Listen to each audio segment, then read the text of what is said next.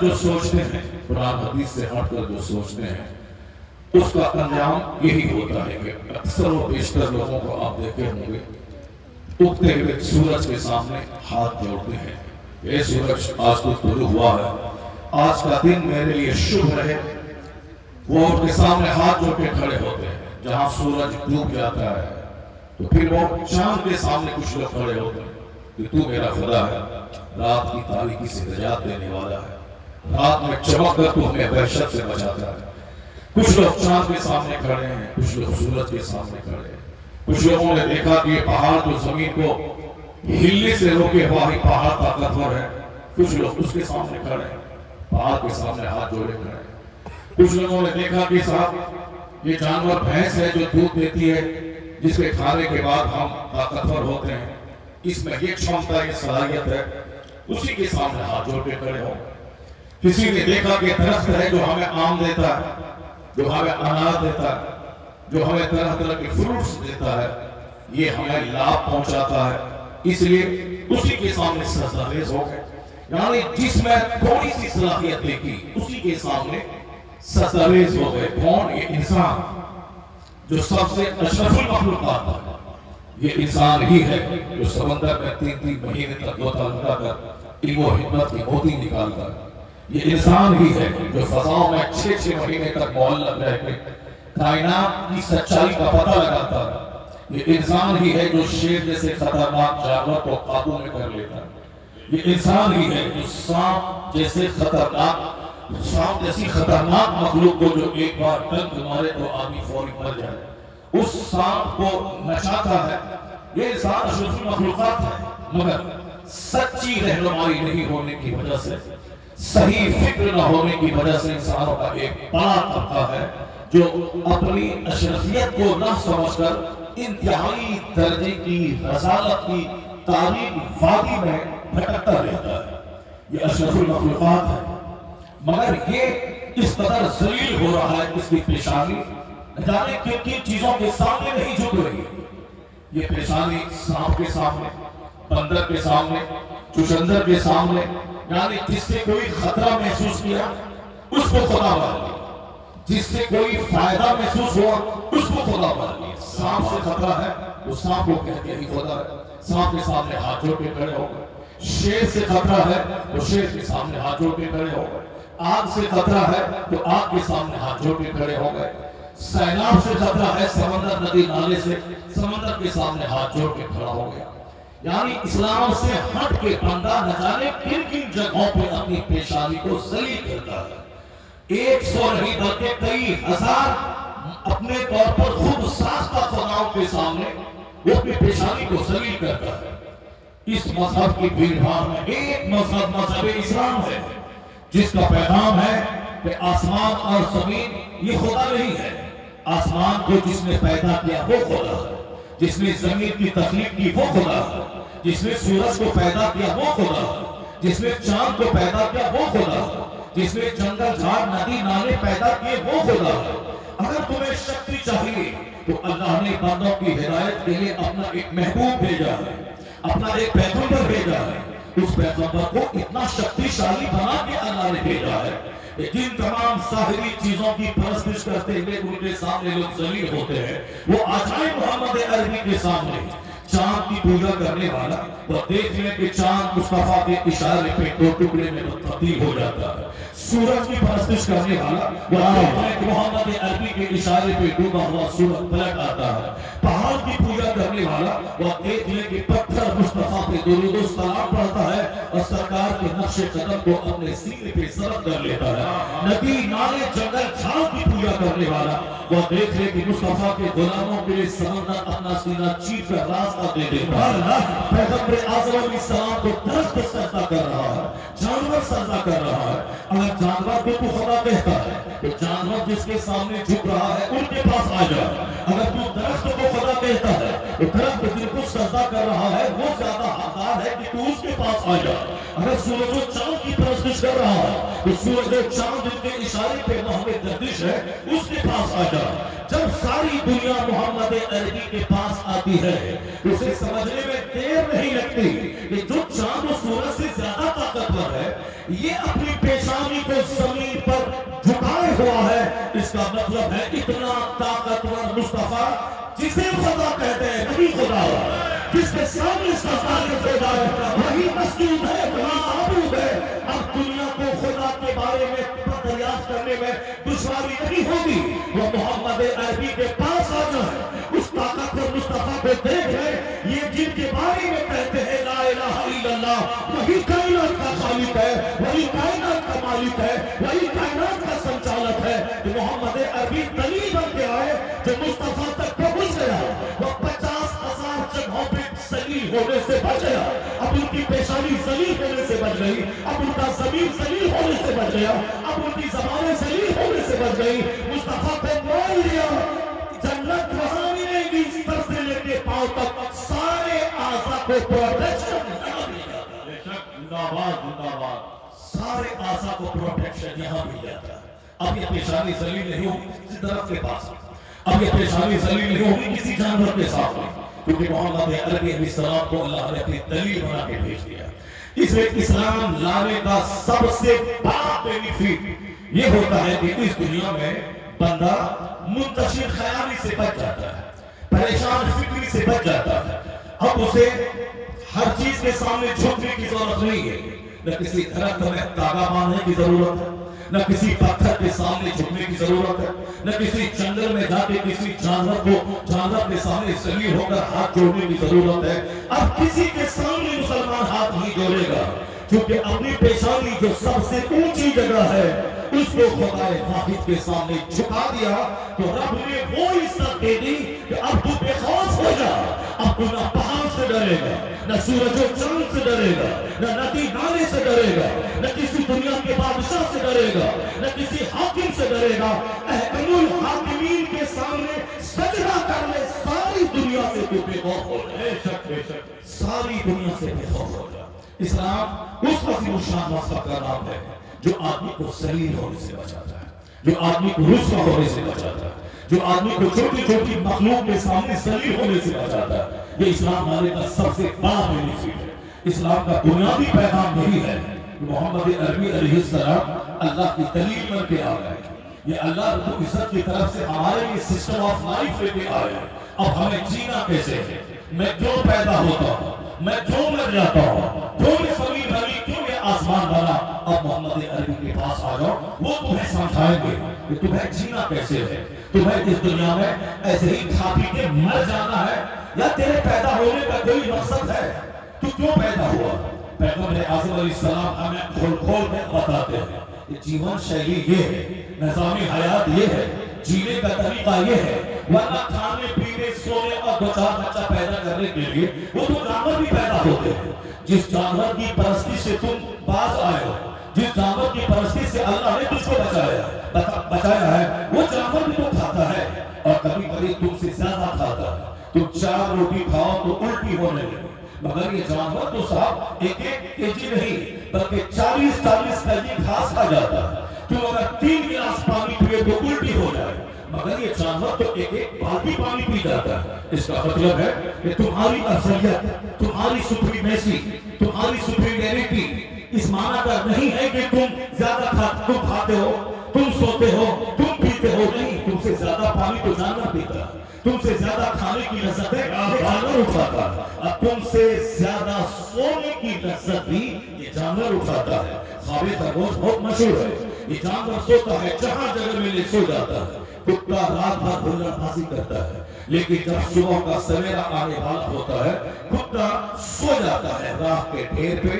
بیچ راستے میں نالے کے کنارے گھر کی دہلیز پر جہاں موقع ملے کتا سو جاتا ہے. بہت گہری نیند سوچا ہوتا ہے. بزرگوں نے کہا ہے کہ یہ کتا رات بھر ہلڑ بازی کرے گا 10 کتے ادھر 10 کتے ادھر 5 کتے ادھر. یہ کتوں کی طرح تم مت بنو. یہ کتے رات بھر دوسروں किसी दूसरे मोहल्ले का कुत्ता मुर्दार खाने आ जाए, इस मोहल्ले के दो चार कुत्ते सारे कुत्तों को मार के भगा देते हैं। कुत्ता बड़ा सेल्फिश होता है, ये मफाद परस्त होता है, ये खुदगर्ज होता है, सोचता है कि जो जानवर जो मुर्दार मिला है मैं अकेले इसको खा जाऊं, कोई दूसरा कुत्ता न आके। दूसरे मोहल्ले का कुत्ता दूर से भौंकता है, इस मोहल्ले का कुत्ता मुर्दार छोड़ के उस पर लपकता है, उसको भगाता है, फिर अकेले खाने लगता है। बुजुर्गों ने कहा कि तुम कुत्ता मत बनो, तुम मफाद परस्त मत बनो, तुम खुदगर्ज मत बनो, तुम जानवरों में से एक जबरदस्त मखलूक है चूंटी। चूंटी अगर कहीं शक्कर और चीनी को देख लेती है, वो अकेले नहीं खाती है, वो 1000 सहेलियों को अपने साथ लेके आती है ताकि मैं भी इसे खाऊं, तू भी इसे खा ले।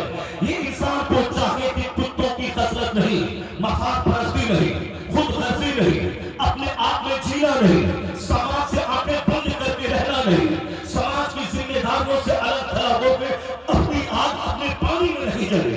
ये चौकी की तरह हो जाए, जहां कुछ मफाद का मौका आए तो अपने भाइयों को भी शरीक कर ले, जहां कोई बिजनेस का शानदार मौका दस्तयाब हो अपने भाइयों को भी शरीक कर ले, जहां कोई राहत की बात हो अपने भाइयों को शरीक कर ले, अकेले नहीं खाए। वो जानवर है जो अकेले मुर्दार खाना चाहता है, मगर वह चूंटी है जो अकेले नहीं 1000 सहेलियों के साथ खाना चाहती है। तो इंसान चूंटियों की कसरत वाला बन जाए, ये तन्हा नहीं बल्कि अपने 10 दोस्तों को साथ लेके आए, अपने खानदान वाले को साथ लेके आए, अपने रिश्तेदारों से मिलकर रहे, अकेले दस्तरखान पे ना खाए बल्कि तो 4 लोगों को लेके खाए ताकि उस दस्तरखान पे बरकतें नाज़िल हो, वहाँ रहमतें नाज़िल हो। मफाद परस्त खुशी से महरूम रहता है और 2-4-10 लोगों को साथ लेके जीने वाला एक टुकड़े में सबकी परवरिश हो जाती है और बरकतें और रहमतें नाज़िल होती है। बुजुर्गों ने कहा है जरा देख इस कुत्ते की खसलत, जरा देख चूंटी की खसलत, और तुम कुत्तों की तरह बन के अपनी जिंदगी की राह में आग मत लगाओ, अपनी जिंदगी को बेचैनी की नस्ल मत कर दो। तुम अपने समाज से लाकर, अपने बाप से लाकर, अपने भाई से लाकर, अपने रिश्तेदारों से लाकर, अपने दोस्तों से लड़कर अपने आराम में आग मत लगाओ। आराम उसी के हिस्से में आता है जो दूसरों को आराम देना चाहता है, राहत उसी के हिस्से में आती है जो दूसरों को राहत देना चाहता है। आज सोसाइटी चल रही है, आज समाज चल रहा है, हर आदमी तन्हाई का एहसास कर रहा है। भले ही मैं कमा लूं 50 करोड़ रुपए, अगर मेरी बेटी की शादी में मेरा अपना भाई शरीक नहीं हो रहा हो तो शादी की सारी तकलीफ हमारे महताब में दौड़ती है। अगर मेरे घर में फातिहा की तकलीफ हो और मेरा पड़ोसी उसमें शरीक ना हो या जान दावत देने के बाद शरीक नहीं होता हो, एक अजीब सी उलझन होती है। बड़े बड़े दोस्त आज हैं, खुशी नहीं है, एक आदमी के न आने से उलझन होती है। इसका मतलब है आदमी को उलझन मिलती है अपने दोस्तों से, अपने रिश्तेदारों से, अपने पड़ोसियों से। तकलीफ ठीक हो जाती है, रिश्तेदार ना है तो इसके बगैर जीना मुश्किल है।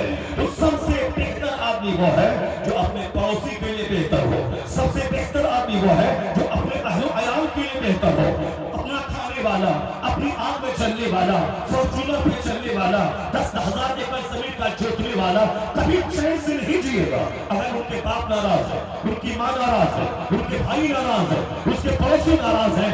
इसलिए इस्लाम का जबरदस्त पैगाम है कि तुम आदमी हो, कुत्ता नहीं हो। आदमी हो तो आदमी बन के जिंदा रहो, माँ बाप को साथ लेके चलो, पड़ोसी को साथ लेके चलो, आप को साथ लेके चलो। यहाँ तक जबरदस्त पैगाम इस्लाम का कि जब तुम बाहर से घर आओ तो अपने पड़ोस के बच्चों के लिए भी तोहफा लेके आओ।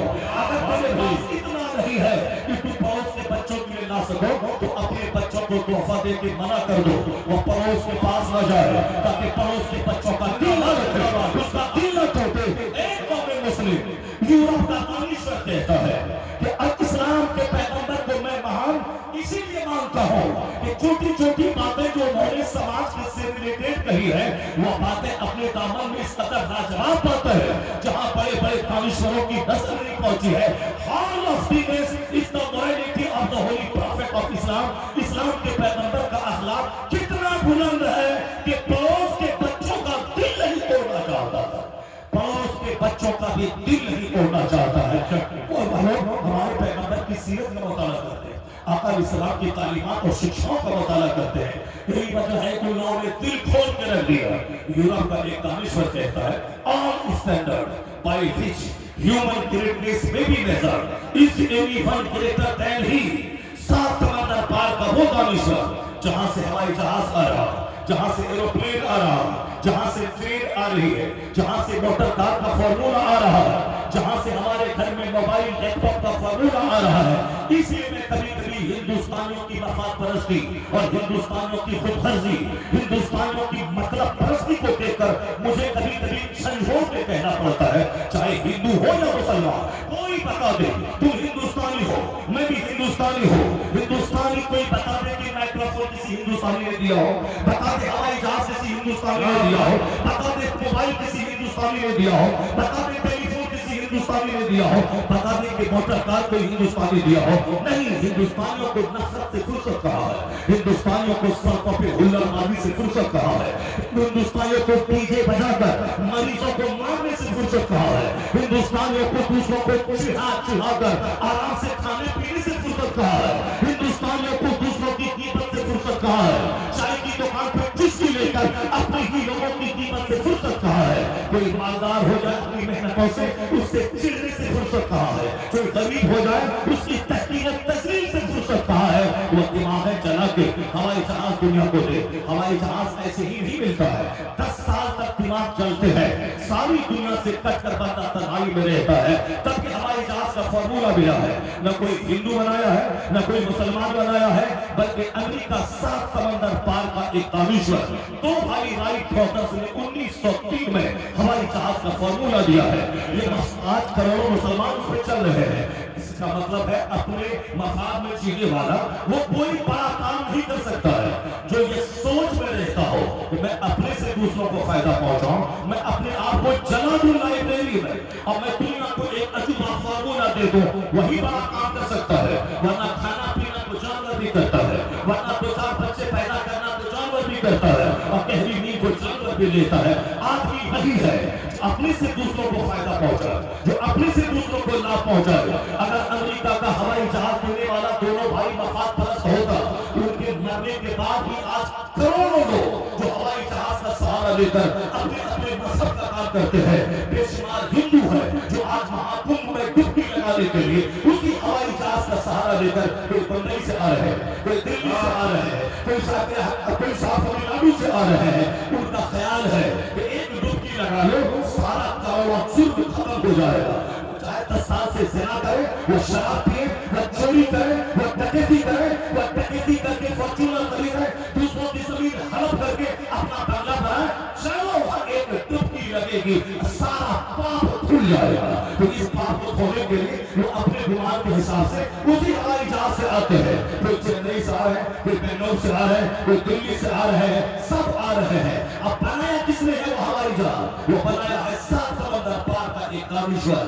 جو یہودی فیملی سے تعلق رکھتا تھا، یہ موبائل فون دنیا کے کروڑوں لوگ استعمال کر رہے ہیں، میں صرف یہ کہنا چاہتا ہوں کہ ہم لوگ کر کیا رہے ہیں، سوائے ہلڑ بازی کے، سوائے دوسروں کا منہ دیکھنے کے، سوائے دوسروں کی شادی بیاہ میں ناچنے اور کودنے کے، سوائے دوسروں سے چڑھنے، دوسروں سے چلنے، جس کے علاوہ ہے میرے پاس کیا؟ ہاتھ میں موبائل ہے، بس نچا رہے ہیں، مسجد میں موبائل، خانقاہ میں موبائل، درسگاہ میں موبائل، جلسے میں موبائل، جس ہمارے بچے کو ڈی ایم بننا تھا وہ چپراسی بننے کے قابل نہیں رہا، اسی موبائل کی وجہ سے اپنی زندگی تباہ و برباد کر ڈالا، اس موبائل کی وجہ سے وہ اپنے آپ کو دل پھیر کا عاشق بنا دیا، 24 گھنٹے گٹکا کھانا، ہاتھ میں موبائل لینا، یہ بتا دے کہ تو اگر مر گیا اس حالت میں، اگر تو گٹکا کھاتے کھاتے کینسر ہو گیا، اگر تو مر گیا تو مر جائے گا مردود، یہ بتا تجھ سے دنیا کو کیا ملا، تو اپنے بال بچوں کے لیے کیا میسج چھوڑ کے گیا، تیرا بال بچہ کیا بولے گا کہ میرا باپ کیا بولا تھا،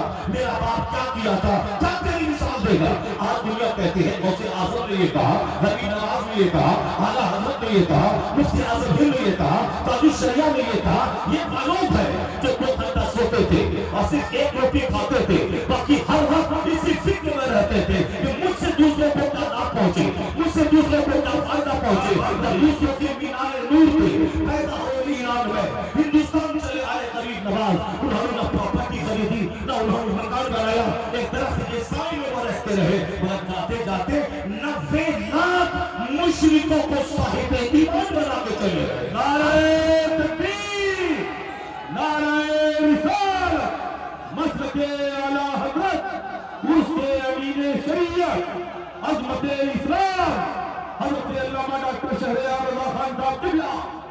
اب جب تک یہ ہندوستان رہے گا، ہندوستان کی سرزمین پہ عمارتیں چمکیں گی، مدرسوں کی دیواریں چمکیں گی، خانقاہوں کی مسجدوں کی میناریں چمکیں گی، چہرے پہ داڑھیاں، سروں پہ ٹوپیاں، تو لوگ احسان مانیں گے. احسان اسی درویش کا ہے جو درویش اپنا وطن چھوڑا، رات کی نیند قربان کی، انہوں نے اچھا کھانا پینا چھوڑ دیا، موٹا دھوتا پہنا.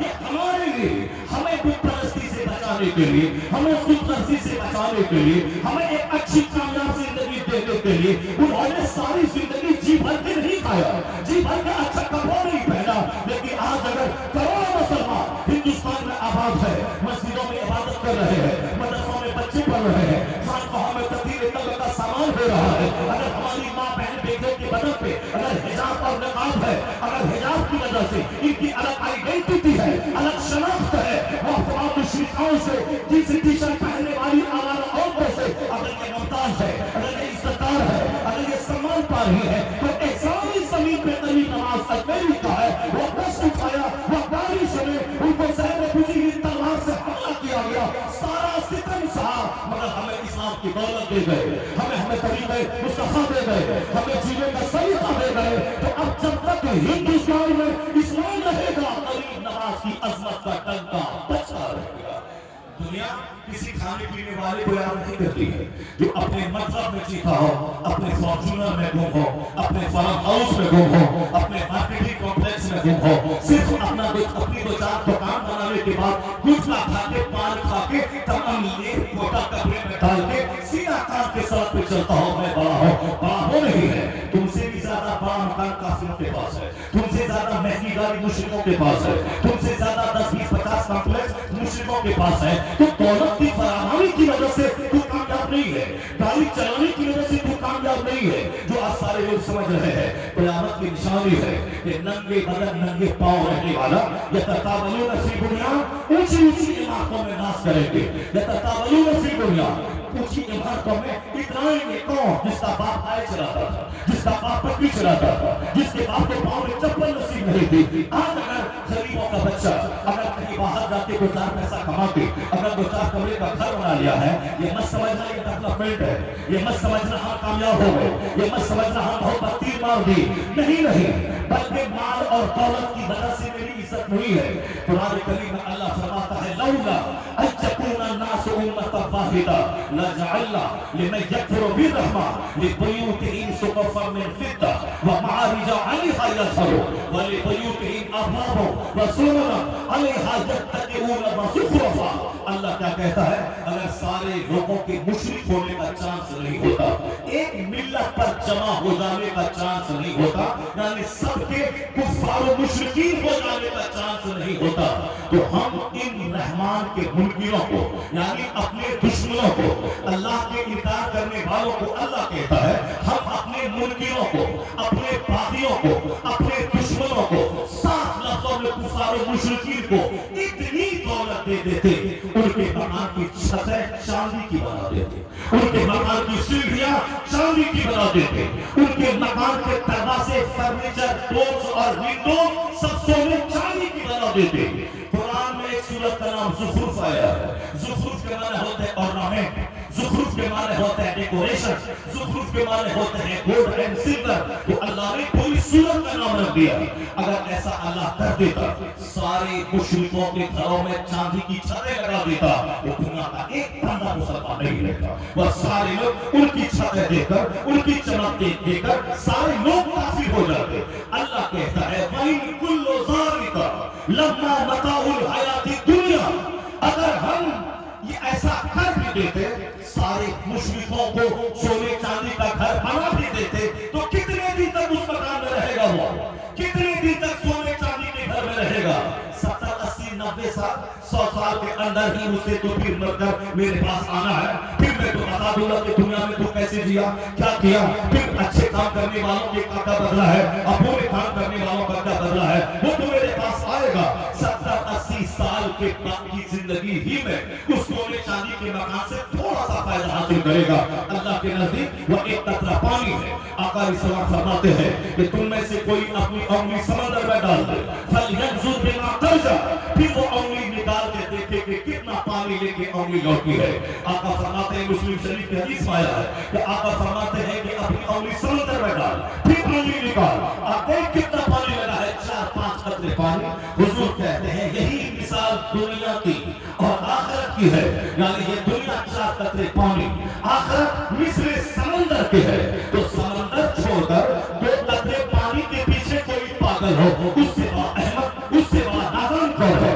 جس کے پیغمبر نے دنیا کے بارے میں اس قدر, دنیا کی تزلیل کے بارے میں, دنیا کی زینت کے بارے میں, دنیا کی بے ثباتی کے بارے میں, دنیا کے بارے میں اس قدر سرکار نے اپنے غلاموں کو بچنے کا پیغام دیا ہو. اگر مصطفیٰ کا غلام اس دنیا کی وجہ سے کفر کے قریب پہنچ جائے, اس دنیا کی وجہ سے مسجدیں ویران کر دے, اس دنیا کی محبت میں مدرسوں میں پڑھانا بچوں کو چھوڑ دے, اس دنیا کی محبت میں وہ حرام خوری میں تک لطمت ہو جائے, کس قدر افسوس کی بات ہے. آقا نے کہا تھا کہ یہ دنیا کیا ہے, تمہارے نزدیک ایک قطرہ پانی کی ہے. دنیا کی چیزوں پہ لعنت کی گئی ہے. الا ذکر اللہ وما والا اور عالم اور متعلم, ایسا فرماتے ہیں دنیا کی ساری چیزوں پہ لعنت کی گئی ہے. یہ دنیا تباہ کرنے والی, یہ دنیا بڑے بڑے عابدوں کو تباہ کرنے والی, بڑے بڑے زاہدوں کو تباہ کرنے والی, یہ دنیا شہر دکھائے زہر پلائے, قاتل قائم شوہر خوش.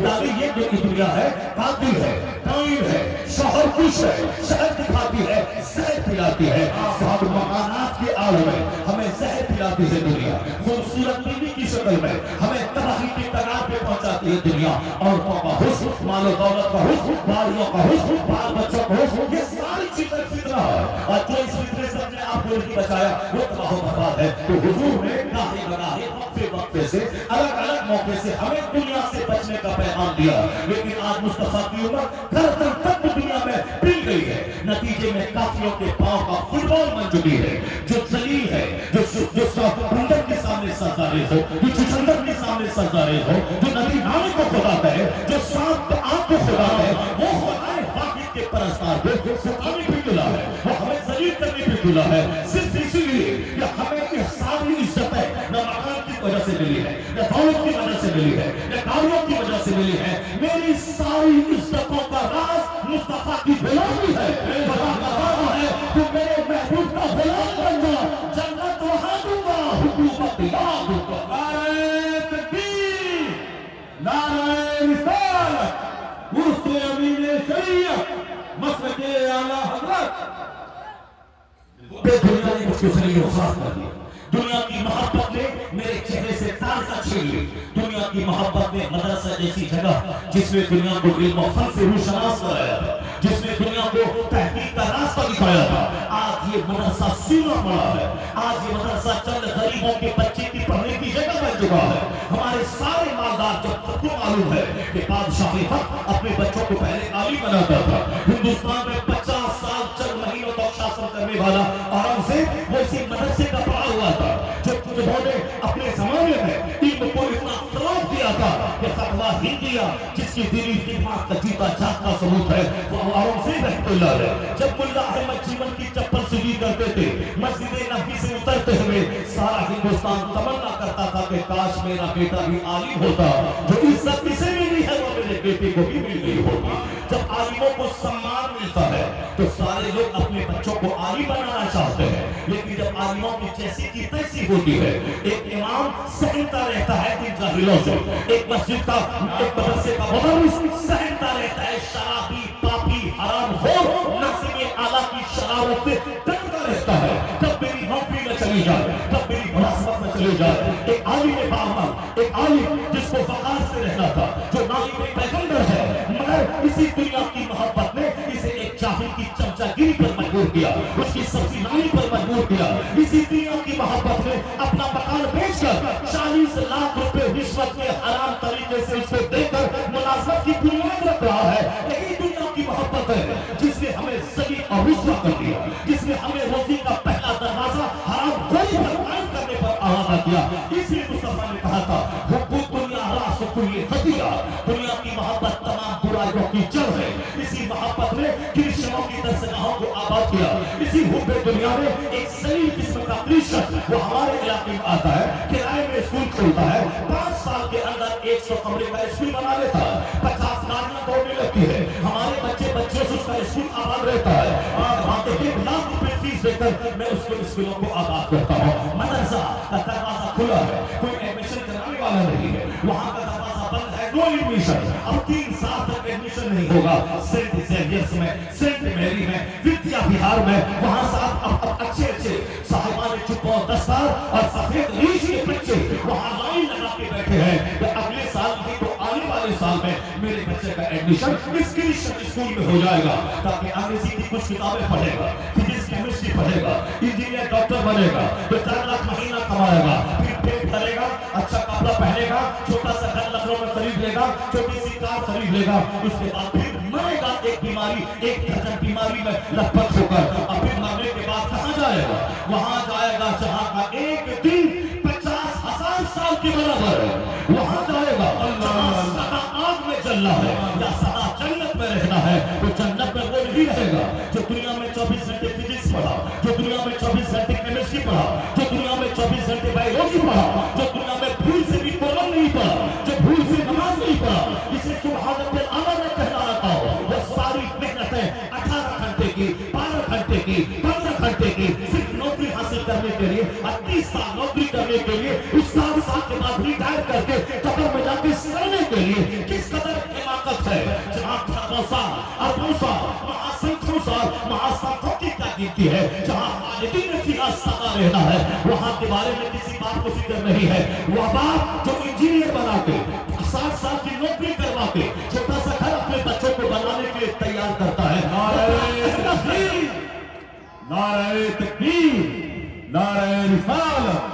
مسلک اعلیٰ حضرت مرشد امین شریعت حضرت علامہ صوفی شرف الدین صاحب قبلہ, حضرت علامہ مفتی عبدالسلام صاحب قبلہ, آمد علماء اہل سنت. نعرہ تکبیر, نعرہ رسالت. اے میری قوم, آج ایک سے ایک بڑے زبردست علماء فقہاء اور بڑے بڑے قائدین سے ملاقات آپ کی ہوتی رہے گی. ذرا بیٹھ جائے, اس وقت کی گفتگو سماعت کریں. میں آپ سے کہنا چاہتا ہوں, آخر کیا وجہ ہے جس کے پیغمبر نے اس دنیا کو 2 قطرہ پانی کہا ہو؟ اس کے پیچھے ساری انرجی لگا دینا, اس کے پیچھے ساری طاقت لگا دینا, یہ کہاں کی عقل مندی ہے, یہ کہاں کی حماقت ہے. میں تو کہتا ہوں کہ ایک بندہ بھلے ہی دنیا ملے نہ ملے, اگر ایمان سلامت ہے, نماز سلامت ہے, جنت سلامت ہے, اس سے بڑا کامیاب کوئی نہیں ہے. حضور فرماتے قد افلح من اسلم, وہ کامیاب ہو گیا جس نے اسلام لایا, وہ کامیاب ہو گیا جو حالت ایمان دنیا سے چلا گیا. تو ایک باپ اپنے بچوں کو MBBS ڈاکٹر بنانے میں کامیاب ہوتا ہے, وہ نہ سمجھے کہ میں بہت کامیاب ہو گیا. ہاں البتہ MBBS ڈاکٹر اگر وہ دین کے سائے میں ہے, انجینئر اگر دین کے ساتھ ہے, اگر وہ ڈاکٹر نماز روزے حج و زکات کے ساتھ ہے, تب تو صاحب بہت اچھی بات ہے. لیکن نماز روزے حج و زکات چھوڑ کر, جنت اور آخرت کی ساری باتیں چھوڑ کر اگر وہ PM بھی بن جائے, پرائم منسٹر بھی بن جائے, دنیا کا سب سے بڑا ادھوگپتی بھی بن جائے, تو اخروی نقطۂ نظر سے وہ ذرے ناچیز سے بھی کمتر ہے. کیونکہ دنیا فانی ہے, آخرت باقی ہے. اس لیے قرآن کے ہر چیپٹر میں آخرت کی بات, جنت کی بات, قیامت کی بات, میزان کی باتیں ہر چیپٹر میں موجود ہے. تو عقل مند ہے وہ مسلمان جو ہمیشہ اخروی سوچ کے سائے میں جیتا ہو, جو ہمیشہ دنیا کا سارا کام آخرت کی فکر کے ساتھ کرتا ہو, وہ عقل مند ہے. وہ ڈاکٹر جو نماز روزے حج و زکات کے ساتھ پریکٹس کرتا ہو, عقل مند ہے. وہ انجینئر جو نماز روزے حج و زکات کو ایمان بچا کر کے وہ صاحب انجینئرنگ کے شعبے میں کام کرتا ہو, تو آپ اس طرح سے اپنے بچوں کی گھٹی میں اسلام پلا دیں.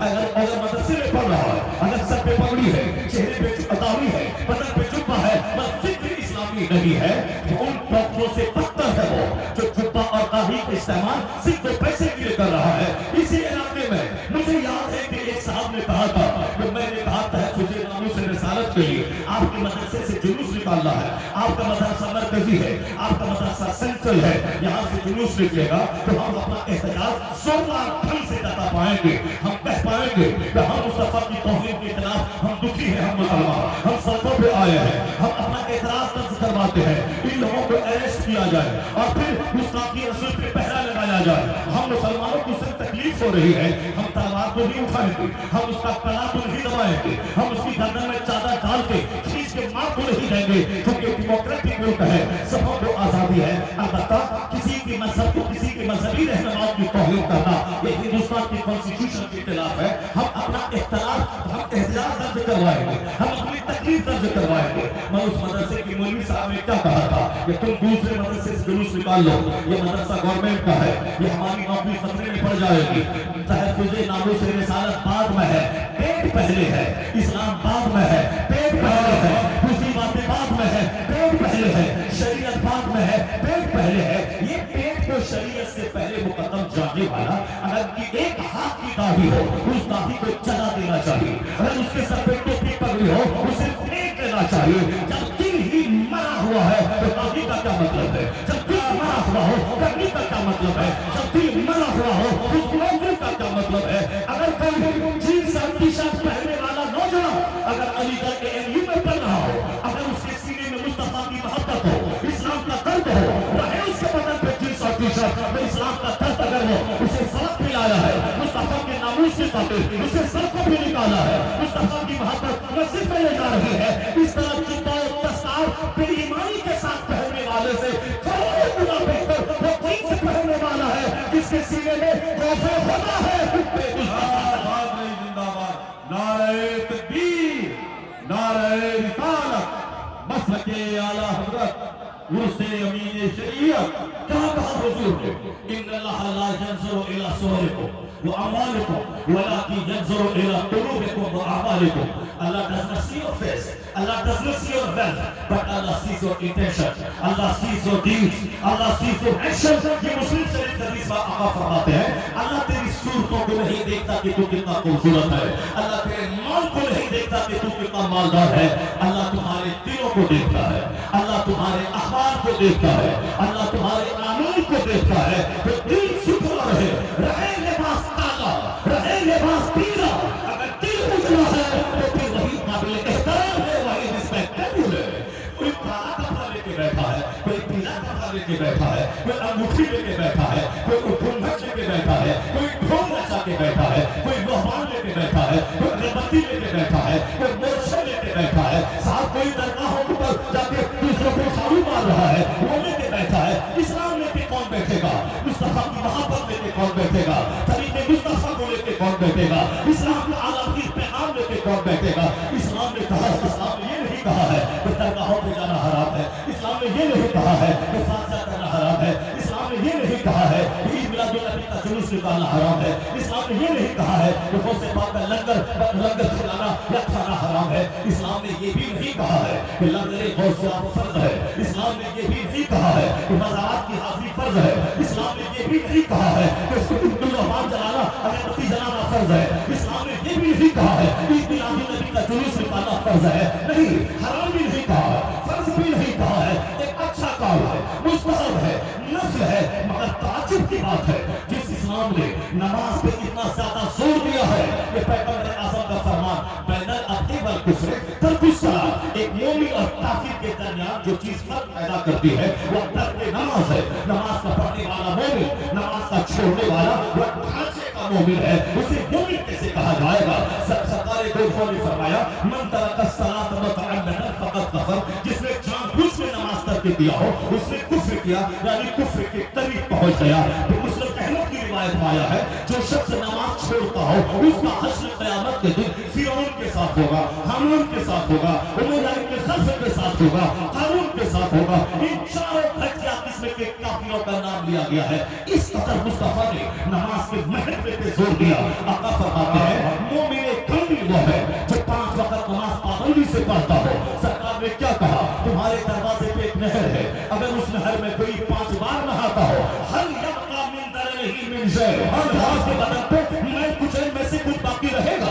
جواب ملا نہیں یا رسول اللہ. تو سرکار نے کیا فرمایا؟ کذالک مثل الصلوات الخمس, یہی مثال 5 وقت کی نمازوں کی ہے.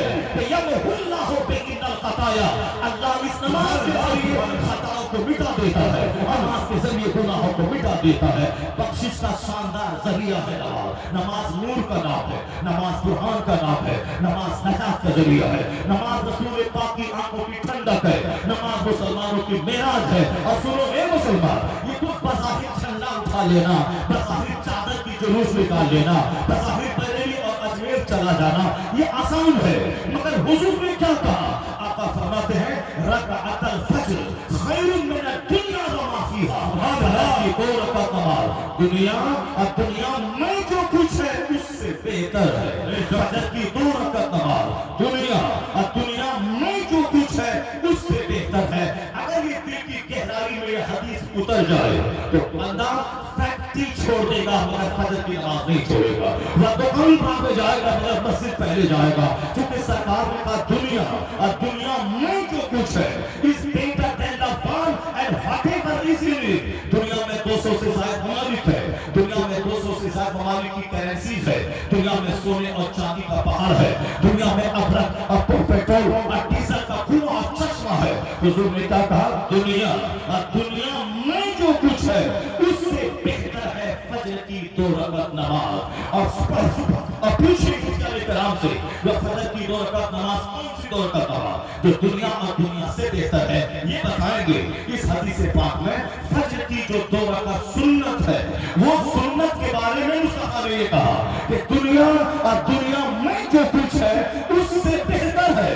جب سنت دنیا اور دنیا میں جو کچھ ہے اس سے بہتر ہے تو فرض کی اہمیت کا اندازہ کون کر سکتا ہے؟ فرض کی اہمیت کا اندازہ کون کر سکتا ہے؟ قوم مسلم اس لیے ہم بریلی دور میں جاتے ہیں، چونکہ بریلی ایک دن عرس میں جانا اور ایک دن نمازیں چھوڑتے ہوئے آ جانا یہ آسان ہے۔ کڑاکے کی سردی میں مسجد جانا، چلچلاتی دھوپ میں مسجد جانا، بیٹے کا جنازہ نکلے تو بھی نماز نہ چھوڑنا، بیٹی کی بارات آئے تو بھی نماز نہ چھوڑنا، یہ کام کمزور مسلمانوں کا نہیں ہے، یہ کام سلیکٹڈ لوگ کریں گے، یہ کام قبل لوگ کریں گے۔ اور جس بھی مسلمان اپنے نبی کی بات مان کر نماز کے تعلق سے ایسا کردار دکھلایا، حضور جو کام بم بارود سے نہیں نکلے گا وہ کام تیرے سجدوں سے نکل جائے گا، وہ کام تیری نمازوں سے نکل جائے گا۔ اگر میں آج سے 3 سال پہلے یہ جملہ میں بولتا، ممکن ہے کہ میرے لوگ کہتے یہ کیسے ہو سکتا ہے، یہ کیسے ہو سکتا ہے، چونکہ لوگ کہتے ہیں ہاں فارمولا ہے، مجھے یقین ہے جب تک عینی شہادت آنکھوں سے بندہ دیکھ نہیں لیتا ہے اس وقت تک دل کو سکون نہیں ملتا ہے۔ آج تو تم نے اپنی آنکھوں سے دیکھ لیا، آج ساری دنیا اپنی آنکھوں سے دیکھ رہی ہے، ایک مٹھی بھر چند کلمہ پڑھنے والوں کی ٹیم ہے جنہوں نے اللہ کی محبت میں، اپنی ملت کی محبت میں، اپنی زمین کی محبت میں، قبلہ اول کی محبت میں اپنے آپ کو چھوڑ دیا، آگ کے حوالے کر دیا۔ نہ دیکھا کہ ایٹم بم ہے، نہ دیکھا کہ بارود ہے، وہ قوم سامنے آ گئی۔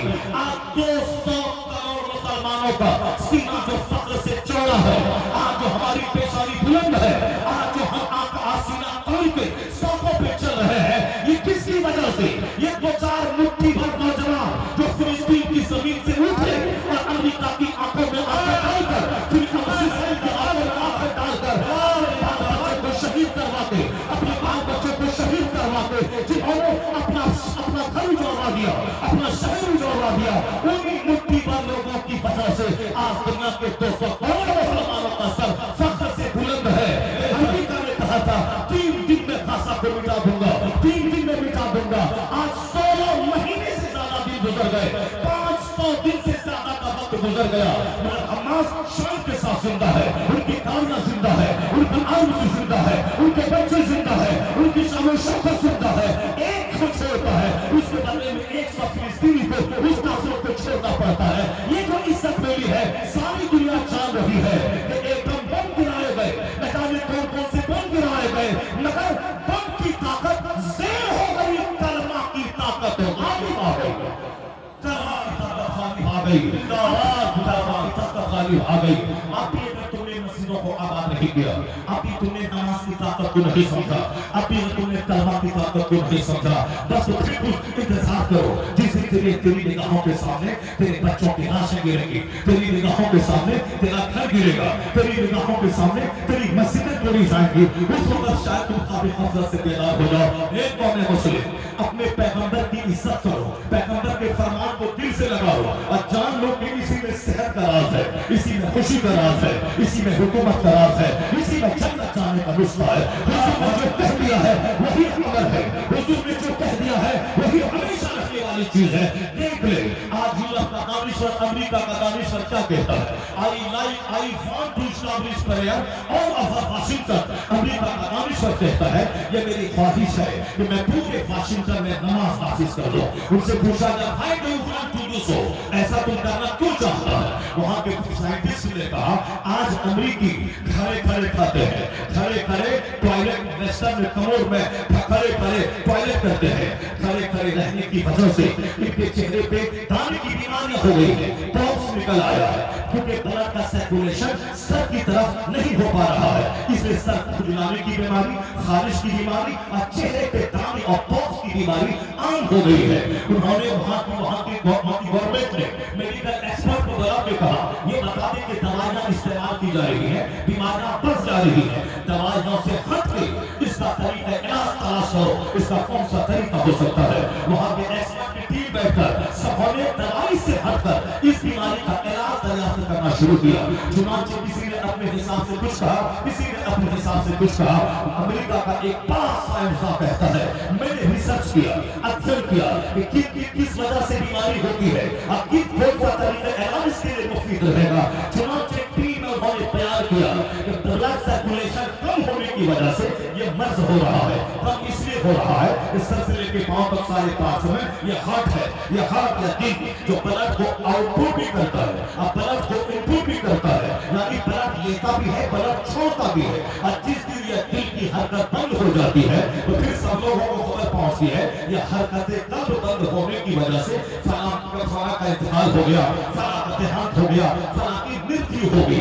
ये हार्ट पूरे जिस्म को कंट्रोल करता है, एक सेकंड में ब्लड लेता भी है, ब्लड छोड़ता भी है। अमेरिका के वैज्ञानिक कहते हैं ये कुदरती नेचुरल निजाम है कि बंदा कोई सामान लेने के लिए छुपता है, बंदा कभी सर नीचे करता है तो ये हार्ट ऊपर होता है तो दिमाग की रगों में बगैर मेहनत के फुल मिकदार में ब्लड पहुंचता है। जैसे आप थोड़ी देर के सर नीचे करें तो आपका चेहरा खून से भर जाएगा। आईने में आप देख लें एक नेचुरल सिस्टम है, कभी बंदा खड़ा होगा, कभी बंदा बैठेगा, कभी बंदा झुकेगा, कभी बंदा लेटेगा, ये हार्ट अपना काम करेगा।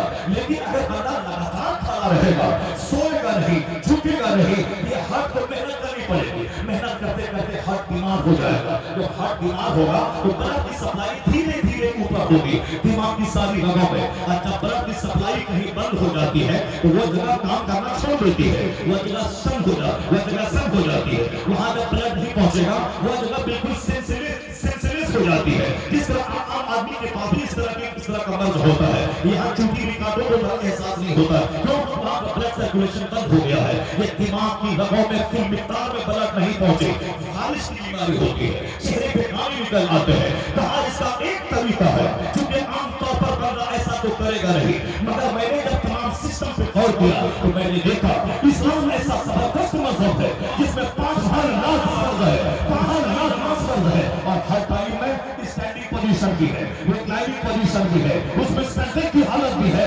दिन में 5 बार नमाज पढ़ना, उसमें खड़ा होना, ये ब्लड हार्ट नीचे वाले पार्ट को आराम से सप्लाई करता है। रुकू की हालत में वो ब्लड गर्दन तक जाता है और हालत सजदा में हार्ट ऊपर रहता है, चेहरा नीचे रहता है, फुल मिकदार में बगैर दिल की मेहनत किए हुए दिमाग की सारी रगों में ब्लड पहुंच जाता है। वो कहते हैं रोजाना 5 बार ये नमाज का सिस्टम 5 बार 24 घंटे में इतना जबरदस्त निजाम है। अगर ये निजाम अमेरिका में नाफिज कर दिया जाए, अपने भाइयों में नाफिज कर दिया जाए तो बगैर किसी दवाई के मदद से इस बीमारी से नजात मिल सकती है, इस मिल सकती है। वो कहते हैं कि इस माई डिजायर, ये मेरी ख्वाहिश है कि नमाज नाफिज कर दिया जाए। नमाज नाफिज हुई बिना दवाई के इस मर्द से नजात मिल जाएगी। ये और बात है कि अमेरिका में वहां जो दिमाग में एक बातें काम कर रही है, नमाज कैसे नाफिज करो, इस्लाम का बोलबाला हो जाएगा, लोग सारे लोग कलमा पढ़ लेंगे, दुनिया के सारे लोग इस्लाम की तरफ आ जाएंगे। इसलिए हजार सवाल के छानने के बावजूद वो अपने भाइयों में नमाज नाफिज नहीं करते। वो हजार सच्चाई को जानने के बावजूद नमाज नाफिज नहीं करते, वरना उसका कलम बोल रहा है, उसकी जबान बोल रही है, उसके कानिश्वर बोल रहे हैं कि दवाइयों में वो फायदा नहीं है जो फायदा नमाज के सच्चे में भी है। मिसेस लेडी नेचर खवातीन की तंजीम के सरकर्ता लीडर है, वो कह रही है मुसलमान عورتوں کو لوشن لگانے کی کیا ضرورت ہے؟ مسلمان عورتوں کو چہرے پہ کریم لگانے کی کیا ضرورت ہے؟ وہ کہتی ہے سرکار کا لیڈر ایک عورت، وہ کہتی ہے مسلمان عورتیں ان پر تو 5 وقت نماز فرض ہے، ان کے مذہب نے کمپلسری قرار دیا ہے، اور نماز سے پہلے فیس واش ہے، نماز سے پہلے ہینڈ واش ہے، نماز سے پہلے لیگ واش ہے، نماز سے پہلے بھیگے ہوئے ہینڈ سے گردن کو ٹچ کرنا ہے۔ وہ لیڈر انگریزوں کی، امریکہ کی، وہ کہتی ہے مسلمان عورتیں کیوں فیئر اینڈ لولی لگائے، کیوں لیکری لگائے؟ یہ 5 وقت نماز اپنے پیغمبر کے فرمان پہ عمل کرتے ہوئے پڑھیں، اور ہر نماز سے پہلے وضو کریں، اور ہر وضو میں فیس واش ہے، اور سجدہ تھوڑا لمبا کر دیں، اور سلام پھیرنے کے بعد آئینے میں اپنا منہ دیکھ لے۔ وہ کہہ رہی ہے کہ ہزاروں لاکھوں روپے کا قریب وہ حسن نہیں دے پائے گا جو ایک لمبا سجدہ دے پائے گا، جو ایک لمبا سجدہ دے پائے گا، جو ہر وضو دے پائے گا۔ ایک میری قوم جو ساری دنیا میں خاموش انقلاب پیدا ہو رہا ہے، ساری دنیا اسلام کی طرف جھک رہی ہے، لیکن ہندوستان میں چند لوگ ہیں جو ناچ کود کے اسلام کا مذاق اڑا رہے ہیں، اسلام کے خلاف بول رہے ہیں، یہ چند پیسہ کمانے کے شوق میں ایسا کر رہے ہیں، ورنہ پوری دنیا میں ایک خاموش انقلاب ہے۔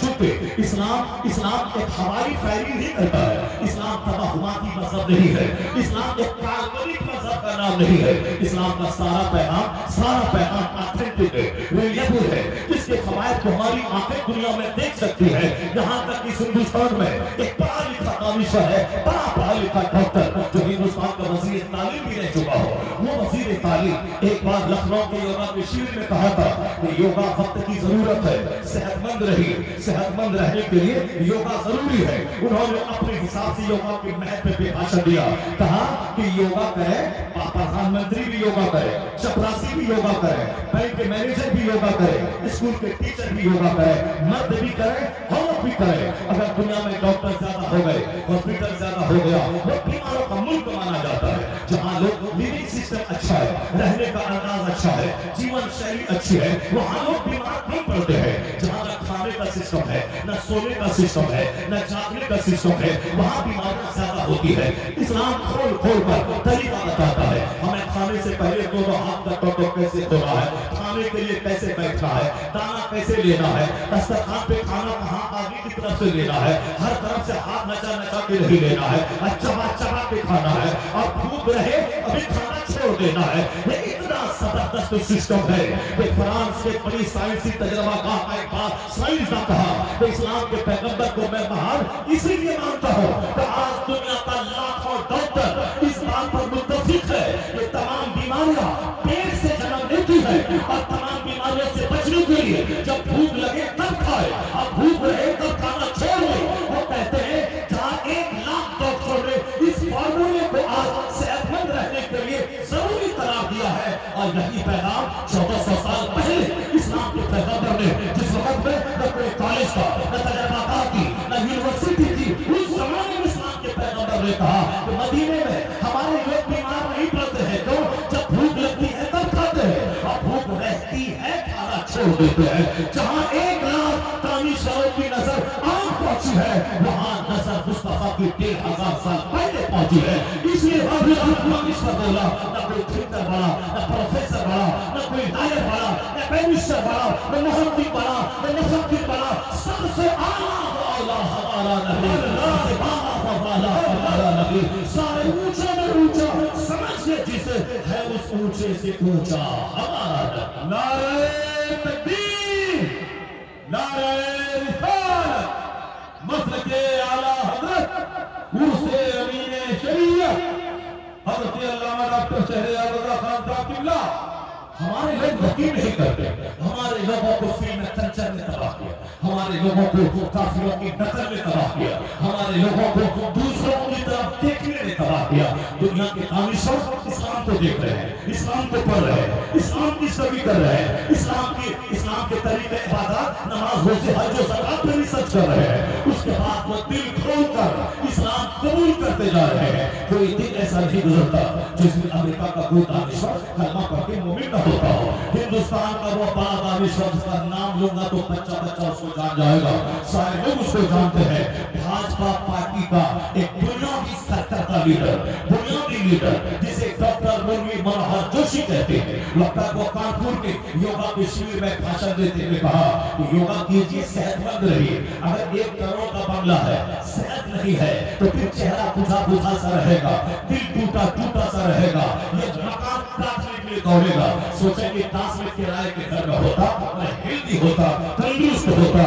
जिसको हार्ट की बीमारी हो गई, जिसको शुगर की बीमारी हो गई, जो हम हमेशा जिसके सामने मौत नाचती नजर आती है, उससे पूछे 1 करोड़ के बंगले का क्या महत्व है, उससे पूछ ले ये 100 बीघा जमीन जो आपके पास है उसके होने का क्या क्या मजा है। वो बोलेगा कुछ न होता, किराए के घर में रहते, मिट्टी का घर रहता, वह तंदुरुस्त रहते, स्वस्थ रहते, हेल्दी रहते, जो चाहते सो खाते।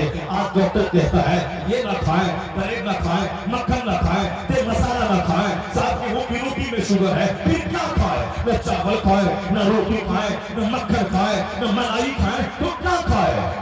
1 करोड़ की कार मौजूद है, डॉक्टर कहते हैं जिंदा रहना है तो 5 किलोमीटर दूर पैदल चलना होगा, वरना वक्त से पहले मर जाओगे, किडनी खराब हो जाएगी, लीवर डैमेज हो जाएगा, लीवर का ट्रांसप्लांट नहीं करवा पाओगे।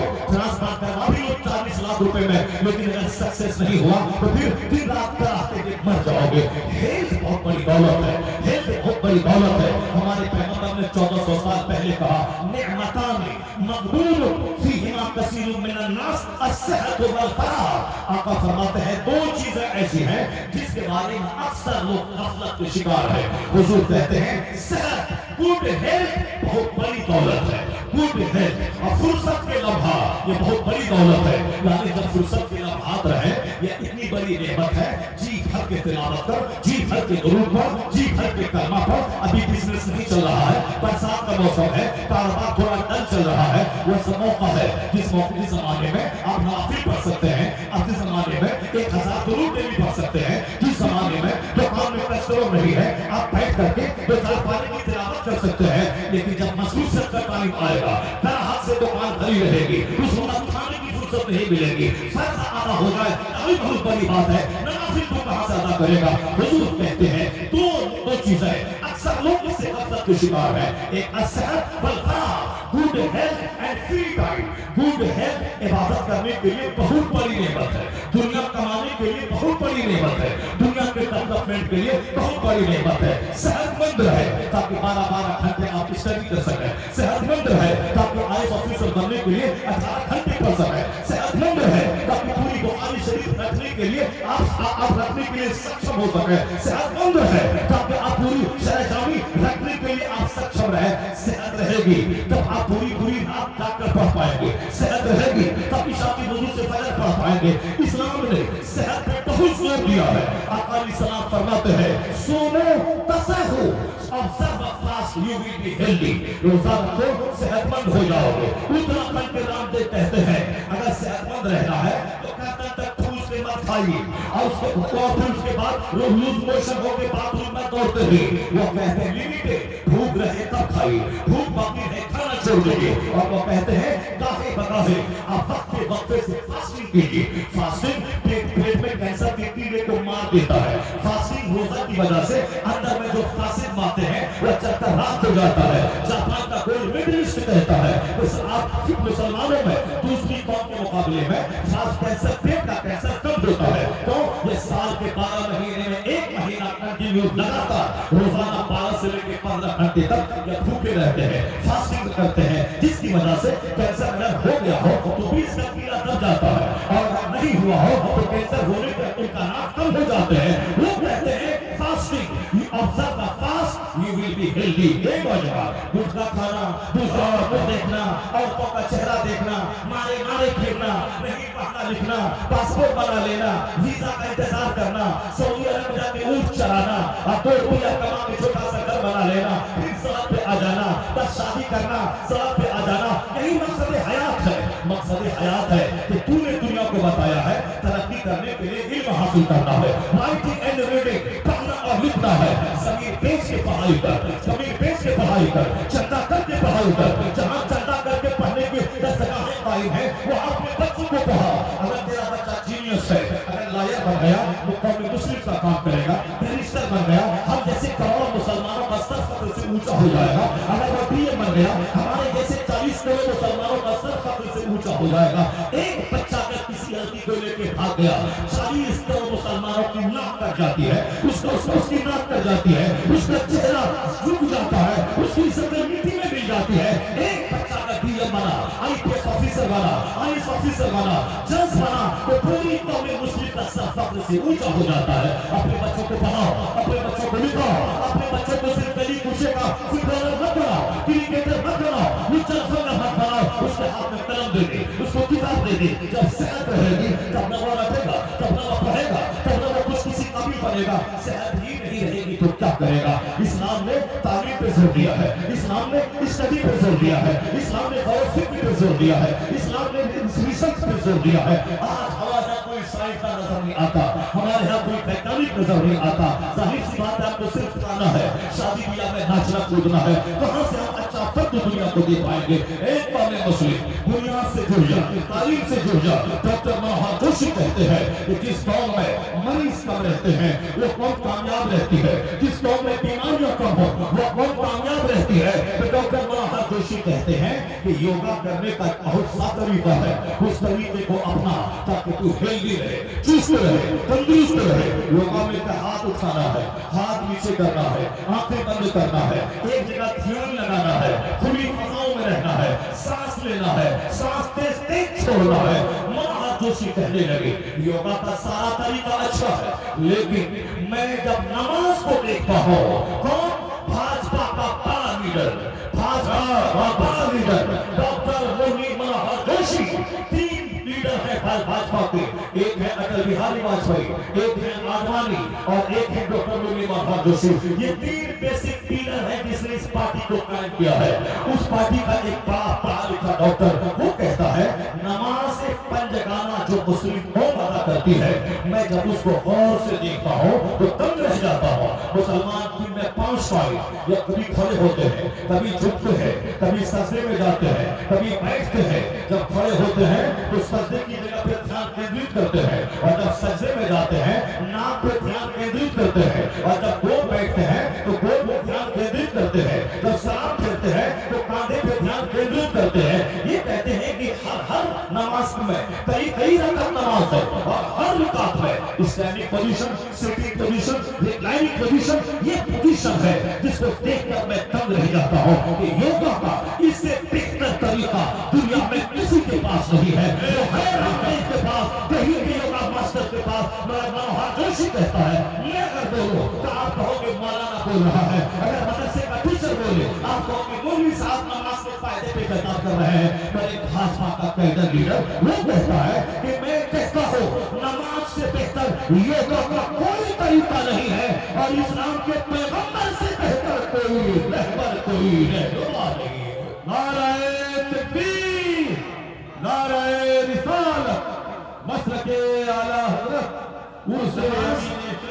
نماز پڑھنا مسلمان رہنے کے لیے اتنا ہی ضروری ہے جتنا زندہ رہنے کے لیے کھانا ضروری ہے. اگر بندہ روزانہ نہ کھائے مر جائے، اسی طرح اگر بندہ روزانہ نماز نہ پڑھے فرض ہونے کے بعد اس کا مسلمان بنا رہنا مشکل ہو جائے. من ترک الصلاۃ متعمدا فقد کفر. اگر فرض جانتا ہے نہیں پڑھتا ہے، بھلے ہی قلم نہیں چلے گا یہ کافر ہے. مگر جس کے دونوں پاؤں نہیں ہے، جس کی زبان نہیں ہے، جس کے ہاتھ نہیں ہے، مگر سانس چل رہی ہے، کوئی بندہ نہیں بولے گا یہ مردہ ہے. چونکہ سانس چل رہی ہے، زندہ ہے. مگر وہ بھی زندگی کوئی زندگی ہے جس زندگی میں آنکھ نہ ہو، جس زندگی میں دونوں ہاتھ نہ ہو، جس زندگی میں دونوں پاؤں نہ ہو، جس زندگی میں زبان نہ ہو، جس جسم میں کان نہ ہو، بلکہ صرف سانس چل رہی ہے، تو وہ مردے سے بدتر ہے. قانون نہیں چلے گا کہ یہ مردہ ہے، مگر مردوں سے بدتر ہے وہ جو ایسی زندگی گزار رہا ہے. اسی طرح جو نماز کو فرض سمجھتا ہے، فرض ہے نہیں پڑھ رہا ہوں، میری بدتمیزی، میری بدعملی، میری ناکارہ پنی ہے، وہ قانون نہیں چلے گا کہ کافر ہے. لیکن وہ ڈھانچے کا مسلمان، اعلیٰ حضرت کی زبان میں بے نمازی ڈھانچے کا مسلمان ہے. یعنی سر سے لے کے پاؤں کا سارا ڈھانچہ ہے، مگر اس کی جان اس میں نہیں ہے، اس میں نماز کے ہاتھ پاؤں نہیں ہے، حج و زکات کی آنکھ اور زبان نہیں ہے. تو زندہ ہے، قانون مردہ نہیں بولا جائے گا. مسافر نہیں کہا جائے گا، مگر ایسی زندگی سماج کے لیے بوجھ ہے، گھر کے لیے بوجھ ہے، چست اور درست رہنے کے لیے یہ نماز پنجگانہ حضور نے ایک بڑا گفٹ دیا ہے، ایک بڑا تحفہ دیا ہے۔ حج سب پر فرض نہیں ہے، نماز سب پر فرض ہے، زکات سب پر فرض نہیں ہے، مگر نماز سب پر فرض ہے، روزہ سال میں ایک مہینہ فرض ہے، مگر نماز روزانہ 5 ٹائم فرض ہے۔ تو زمین میرے لیے، آسمان میرے لیے، سورج و چاند میرے لیے، 8 گھنٹے کی نیند ہمارے لیے، دن بھر کا اجالا ہمارے لیے، کھیت کھلیان کی فصلیں ہمارے لیے۔ جب 24 گھنٹے میں اللہ کی نعمتوں کو کھاتا ہوں، اللہ کی نعمت سے لطف اندوز ہوتا ہوں، اس کا شکرانہ کیا چاہیے؟ زکات تو صاحب مال پر ہے، حج تو زندگی میں ایک بار ہے، روزہ تو سال میں ایک مہینہ ہے، لیکن روزانہ جو میں سورج کی روشنی میں کام کاج کرتا ہوں، روزانہ جو رات میں گہری نیند لیتا ہوں، ان نعمتوں کا شکرانہ کیا ہوگا؟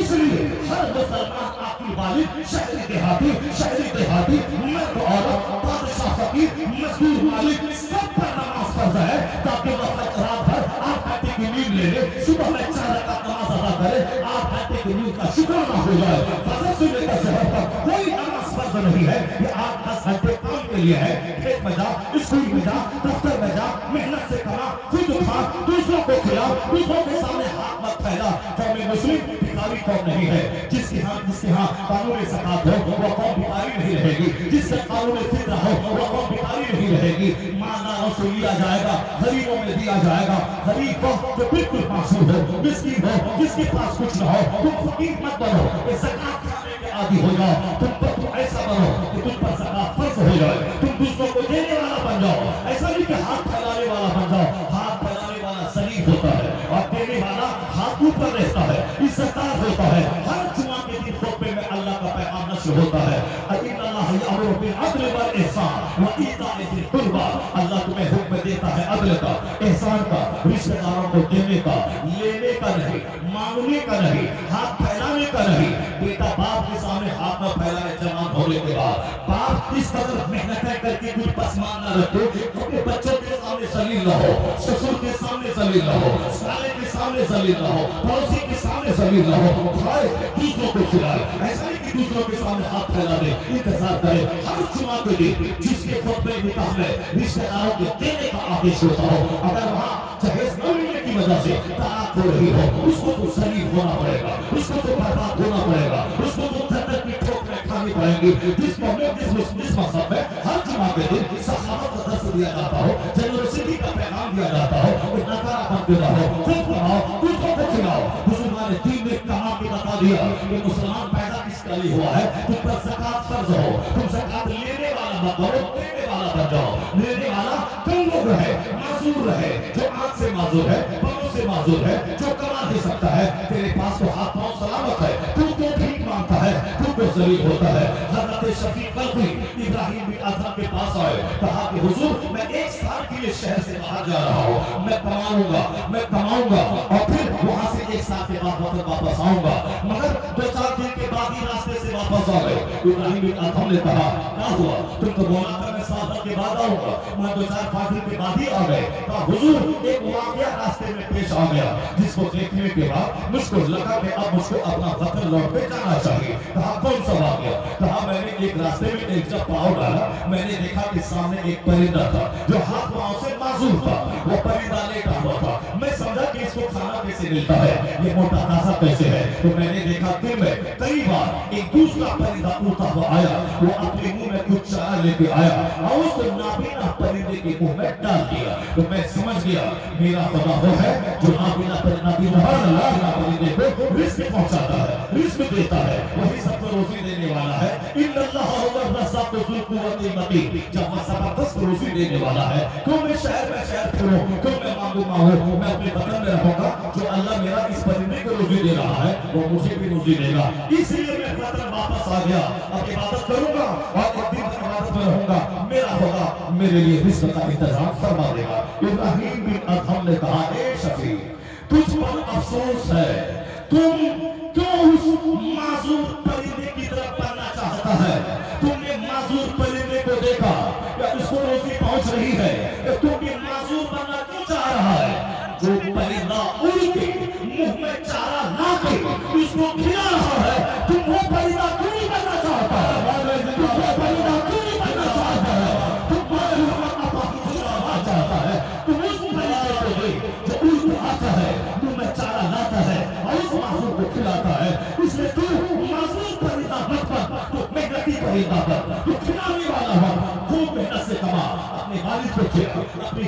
کھلا, اپنے سسور کو غریب ہے اس کو دے, اگر ساس غریب ہے اس کو دے, اگر سارا محتاج معذور اپاہی کینسر سے پیٹ ہے, تیرے پاس مال ہے تو اس کو دے دے. تو معذور کو بننا چاہتا ہے, یہی پیغام پیغمبر اعظم نے دیا ہے. وقت بڑا قیمتی ہے, ایک ایک منٹ کو قیمتی سمجھ لے. صرف بیٹھ بیٹھ کر کھانے اور پہننے کا مقابلہ میری قوم کر رہی ہے, جو کافی قومیں ترقی کر رہی ہے. یہ نصرت کا بچہ ڈیولپمنٹ آفیسر بن رہا ہے, سنتھال کا بچہ آئی آفیسر بن رہا ہے, گاؤں دیہات میں کھیتی باڑی کرنے والے کاشتکار کا بچہ آئی آفیسر بن رہا ہے. ایک نشہ ہے اس میں ہاں اعلیٰ تعلیم حاصل کرنے کا, ڈاکٹر بننے کا, ٹیچر بننے کا, بیرسٹر بننے کا, مالی خوشحالی لانے کا, دوسروں کو دینے کا, سلیم نہیں بننے کا. یہ پیغام تو اسلام نے دیا تھا کہ تو خود کھا دوسروں کو کھلا, تو پھر صدقہ فطر نکال, عیدگاہ جانے سے پہلے صدقہ فطر نکال, قربانی کی گوشت کھانے سے پہلے اور غریبوں کا حق نکال, وہ چمڑا غریبوں کو دے دے. 1 لاکھ روپے ہو 250 نکال کے غریبوں کو دے دے, 1 کروڑ ہو 2.5 لاکھ نکال کے غریبوں کو دے دے, 100 کروڑ ہو 2.5 کروڑ نکال کے غریبوں کو دے دے, 5 اونٹ ہو ایک غریب کو دے دے, 30 گائے ہو ایک غریب کو دے دے, 40 بکریاں ہو ایک غریب کو دے دے. یعنی بکریاں پال, اونٹ پال, گائے پال, کھیتی باڑی کر, اگر زمین سے فصل پیدا ہو 10 کیجی میں 1 کیجی غریب کو دے دے. پانی خریف کی سینچائی کی ہے تو 20 میں 1 غریب کو دے دے. زمین سے فصل پیدا ہو وَآتُوا حَقَّهُ يَوْمَ حَصَادِهِ, کھیتی کرنے کے دن اس کا حق نکال دے.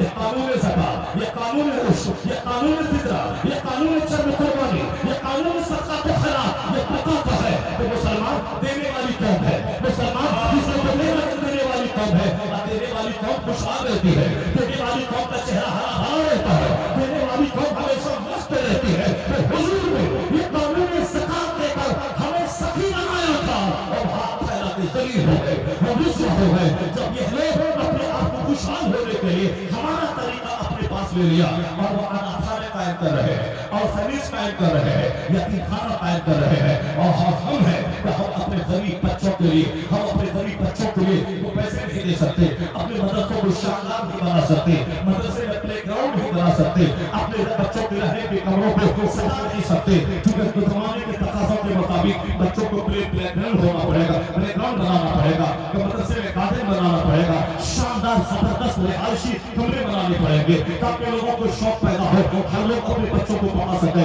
یہاں تو پرانے طریقے پر ایک کمرے میں 50 بچوں کو گھسا دینا ہے, سب کو بیمار جلدی امراض مریض بنا دینا ہے, کھانے پینے کا سسٹم چرمایا ہوا رکھنا ہے, لیٹرین باتھ روم کا سسٹم چرمایا ہوا رکھنا ہے. مدرسے میں بچے 500 ہیں اور صرف 2 لیٹرین بنائے ہوئے ہیں, بلکہ جیسے تیسے زندگی کے دن گزر رہے ہیں, جب دوسروں کے احاطے میں 50 کاریں دوڑ رہی ہیں, 100 کمرے ہیں, وہاں گارڈن ہے, وہاں پھلواریاں ہیں, وہاں پلے گراؤنڈ ہے, تو آپ کو بھی اپنے بچوں کے لیے ویسا مینج کرنا ہوگا, اس کے لیے آپ کو آگے آنا ہوگا, قانون زکات کا استعمال کر کے اس کو دینا ہوگا, قانون فطرہ کا استعمال کرتے ہوئے یہاں دینا ہوگا, اپنے غریب پڑوسی رشتہ دار کو دینا ہوگا. مسلم سماج جامع مسجد دہلی رمضان میں دہلی کی ساری سیڑھیوں پہ اتنے فقیر ہیں, لگتا ہے کہ مسلمان بھکاری قوم ہے. دہلی کی ساری سڑکوں پہ اتنے مانگنے والے ہیں, لگتا ہے کہ راجدھانی مانگنے والوں سے پٹی ہوئی ہے. رمضان کا دن کیا آ گیا, ہر شہر میں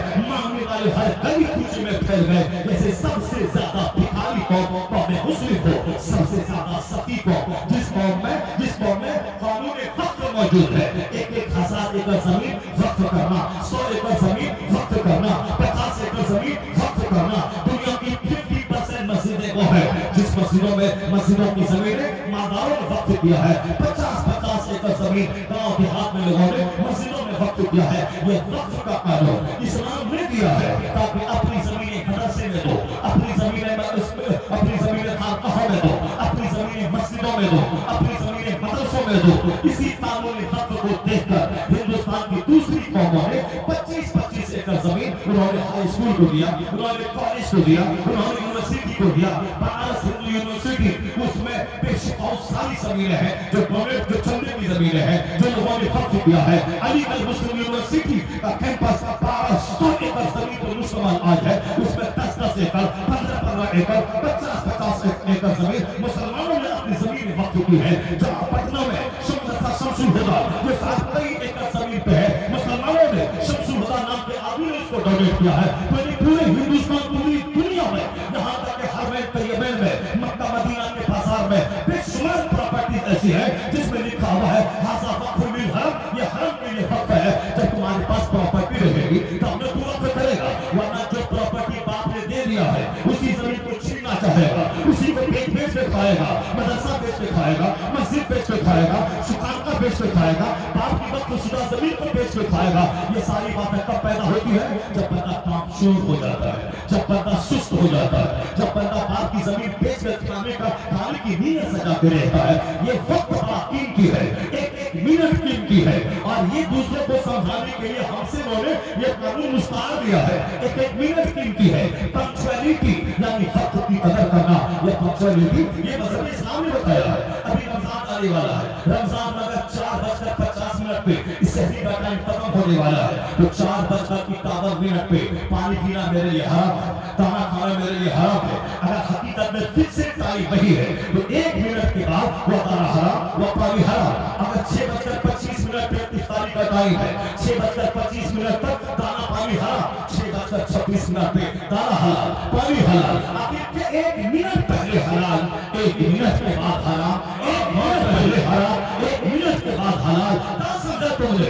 اس مذہب میں ایک منٹ قیمتی ہے، ایک منٹ قیمتی ہے. اگر 7:10 پہ سورج طلوع ہوا تو 7:10 سے پہلے فجر کی نماز ہے، 7:10 کے بعد فجر کی نماز نہیں پڑھ سکتے، فجر کی نماز نہیں پڑھ سکتے. اس کا مطلب کیا ہے؟ وہ ادا نہیں، اثر تو پڑھ سکتے ہو، ادا نہیں پڑھ سکتے کیونکہ آفتاب نکل گیا. 1 منٹ پہلے اثر کا ٹائم، 1 منٹ کے بعد مغرب کا ٹائم، 1 منٹ پہلے مغرب کا ٹائم، 1 منٹ کے بعد عشاء کا ٹائم، 1 منٹ پہلے عشاء کا ٹائم، 1 منٹ کے بعد فجر کا ٹائم. سال کے 365 دن جب تک گزر نہ جائے اس وقت تک 1 کروڑ روپے میں زکات فرض نہیں ہے. زکات فرض ہونے کے لیے حلال ہو یعنی سال گزرنا ضروری ہے. سال گزرنے سے 5 دن پہلے میں نے گمان اپنی بیوی کو دے دیا یا بیوی کے پاس تھا اس نے مجھ کو ڈونیٹ کر دیا، اس پر زکات فرض نہیں ہے.